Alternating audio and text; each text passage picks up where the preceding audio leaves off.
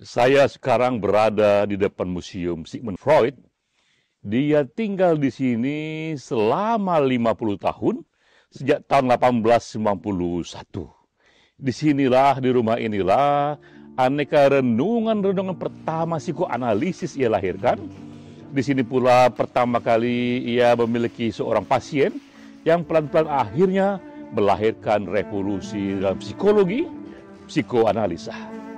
Tapi 1938, Sigmund Freud harus pergi dari sini karena Nazi datang ke sini, Hitler menguasai ini, dan ia pun pergi ke London.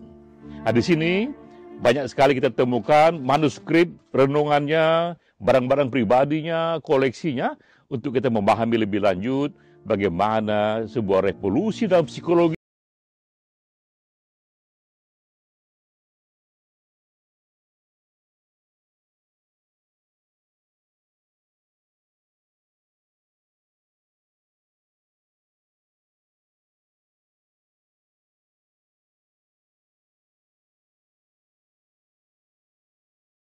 Di bidang filsafat misalnya, kita kenal yang bernama lingkaran Wina yang memperkenalkan positivisme logis.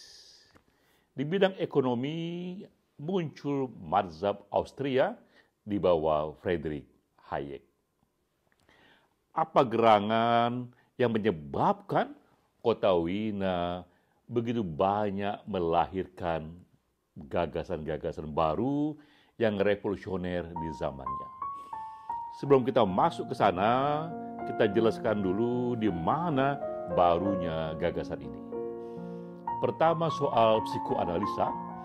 Sebelum muncul gagasan ini, psikologi zaman itu dikuasai oleh cara berpikir bahwa psikologi manusia banyak sekali dipengaruhi oleh lingkungannya.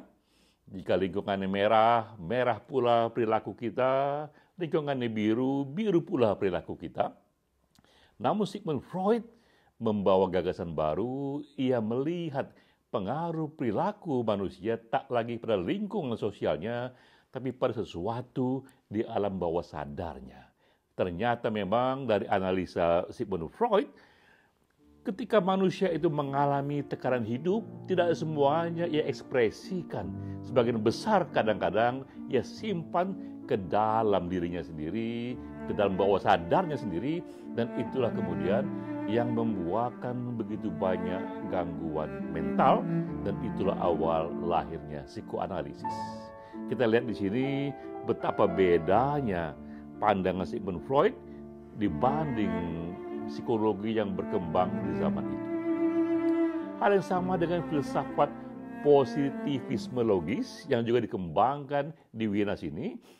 Di era itu, di tahun 1910-an, 1920-an, ilmu pengetahuan masih dipengaruhi oleh teologi.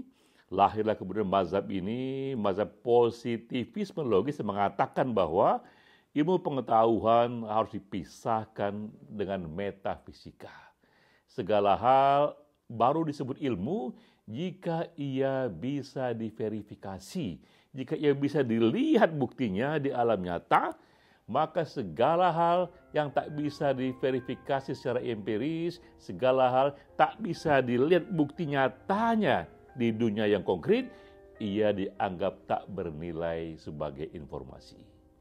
Ini juga kita lihat betapa besar revolusi yang dibawa oleh pemikiran ini. Hal yang sama juga dalam mazhab ekonomi Austria di bawah mazhab Friedrich Hayek. Di era ketika dia hidup, di tahun 10-an, 1920-an, dunia dikuasai oleh cara berpikir sosialisme yang mengatakan bahwa negara atau pemerintah harus ikut campur menentukan ekonomi, bahkan harga pun ditentukan oleh negara.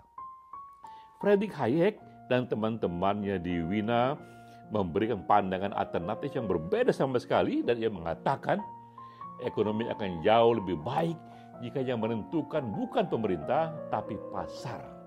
Pasar yang menentukan akibat dari perilaku bebas para individu ekonomi itu sendiri, para bisnismen, para pengusaha, dan marketlah yang kemudian membentuk harga itu, bukan tangan pemerintah.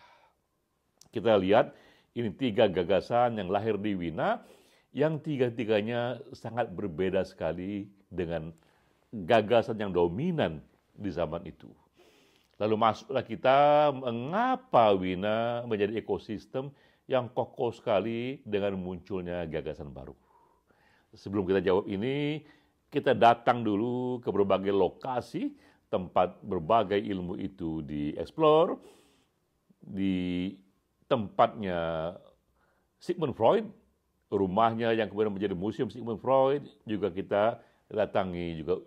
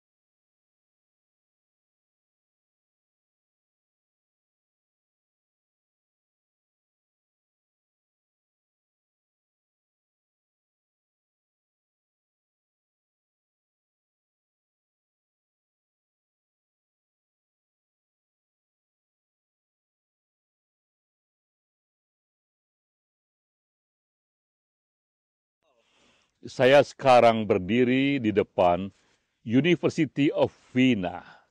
Ini universitas yang lama sekali riwayatnya, sudah hadir sejak abad ke-14, berarti sudah di sini 700 tahun yang lalu.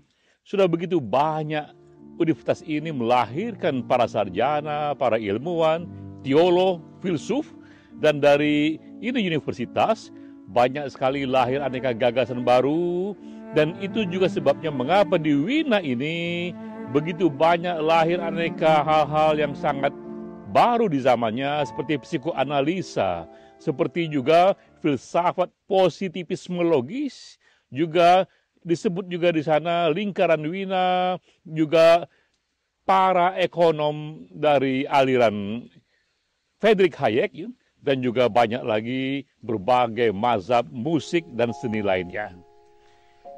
Itu sebabnya karena memang tradisi intelektual, filsafat, teologi di kota Wina ini sudah berakar panjang sekali. Satu sebabnya adalah kehadiran Universitas Wina.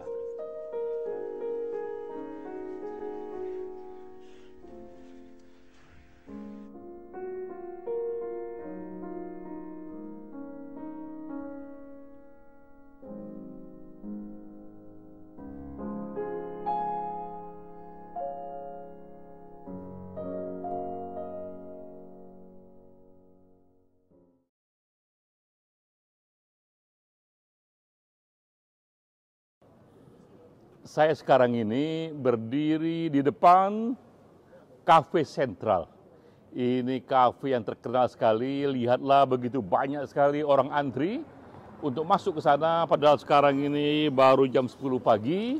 Mengapa demikian?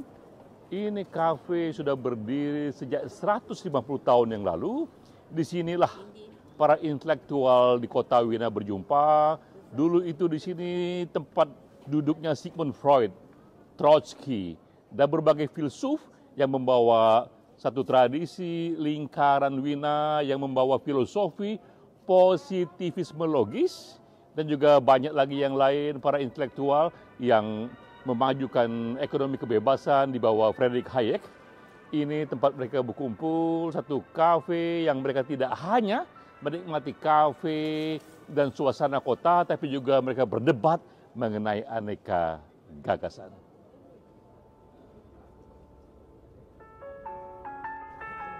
Lihatlah sekarang ini saya harus mengantre sepanjang ini, padahal masih pagi hari.